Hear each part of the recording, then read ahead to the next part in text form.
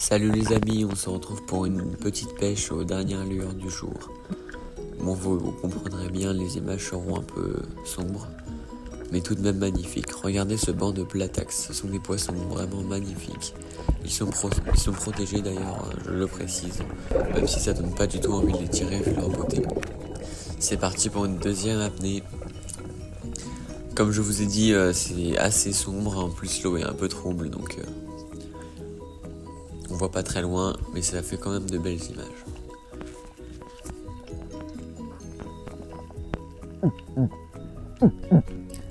Là, mon frère va repérer un poisson-lion. Il est d'une taille correcte, donc il va le tirer. D'autant plus que c'est une espèce invasive, donc c'est assez important de les tirer. Je considère que c'est un peu notre devoir de chasseur. Parce qu'en fait, les poissons-lions, ils vont manger tous les alevins des autres espèces et donc empêcher le développement des poissons locaux.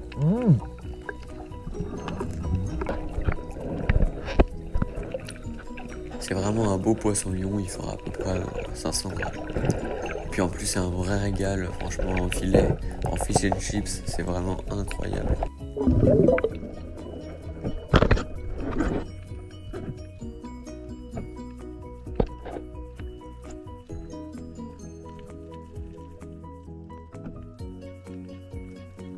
Là, ça sera une apnée de mon frère qui va réaliser assez joliment. Bon, on va pas se mentir, l'eau elle est vraiment pas très belle à cet endroit-là. En fait, c'est un grand tombant qu'on suit, donc il y a des endroits qui sont plus propres que d'autres, donc bon, on fait avec. Là, du coup, vous voyez, l'eau elle est quand même pas très très belle, d'autant plus qu'on n'est pas très profond. Mais il y a quand même un beau perroquet qui passe, on le voit à l'écran, il le tire et non, il a loupé. Il est vraiment dégoûté. Bon, du coup, on va se rabattre sur des apnées un peu moins profondes où on voit mieux. Et en plus, le poisson est là tout de même. Vous allez voir par la suite, on aura des belles actions de tir. Ça fait quand même des jolies couleurs à la tombée de la nuit, comme ça on voit bien les coraux. Alors je précise quand même que la pêche de nuit elle est interdite, donc n'y allez pas trop tard, le meilleur créneau c'est de 17h30 à 18h30. Là en l'occurrence on était allé aussi tard à la pêche parce que on avait tout simplement cours avant, donc c'était de la petite pêche comme ça en fin de journée. Mais bon, vous verrez que c'est quand même une sacrée pêche qu'on va faire. Vous voyez, il y a quand même pas mal de poissons, les poissons sont assez actifs.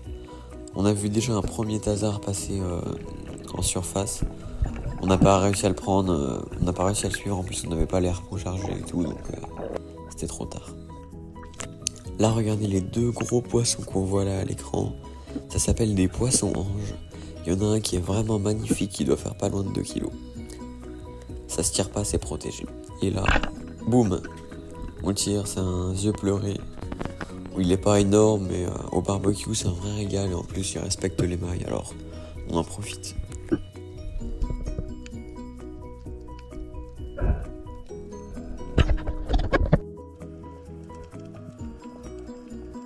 Là encore des magnifiques platax, franchement c'est assez beau à observer en banc comme ça.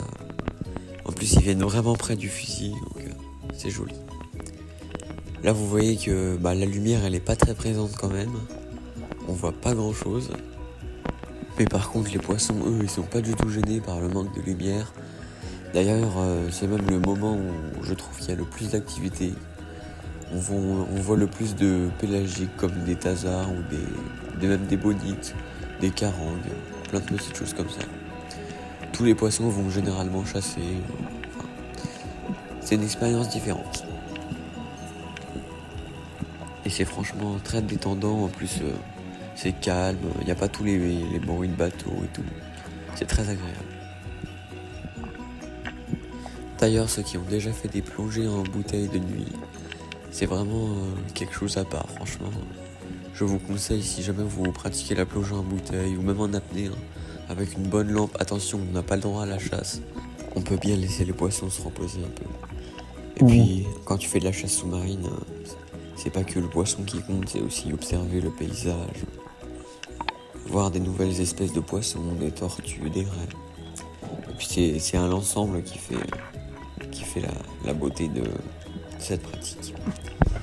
Attention, magnifique séance qui est à venir. Là, je plonge, pam, à moins de 4 mètres, une sorbe. Elle est mal tirée, attention. Heureusement, mon frère, en tant que bon binôme, directement, bam, il va aller la doubler. Sauf que bon, bah, là, il a loupé. Il va de nouveau la retirer pour la doubler. Et cette fois, il va pas la louper.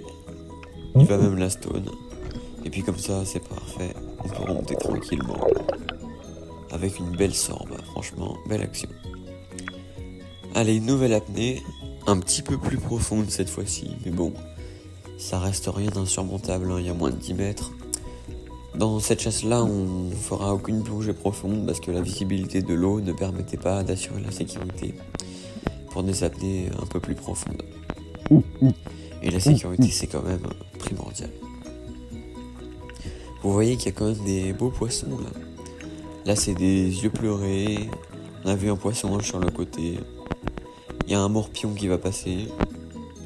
Franchement, il y a pas mal de poissons. Là, il va remonter pour finir son apnée. Et sauf que là, attendez, je fais un appel. Je montre qu'en fait, il y a un tasard qui passe en surface. Donc tout de suite, il va se remettre en mode chasse. Et boum, il fait un beau tir sur le tasard. Et donc le poisson est assuré. En fait, les tasards, ils se mettent en mode chasse un peu avant la nuit. Donc c'est vraiment super pour aller en tirer des beaux.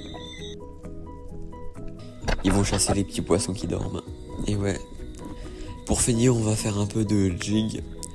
Là, la nuit commençait vraiment à tomber. On va prendre un petit vivano, on va le relâcher. Les images de sa redescente dans les fonds bleus. Là, c'était bien profond quand même. Et bah c'est un premier poisson, hein, c'est quand même bien chouette. À la canne à pêche, on n'est pas très performant, mais bon, ça nous amuse de temps en temps de pêcher. Bon, si t'as aimé la vidéo, abonne-toi.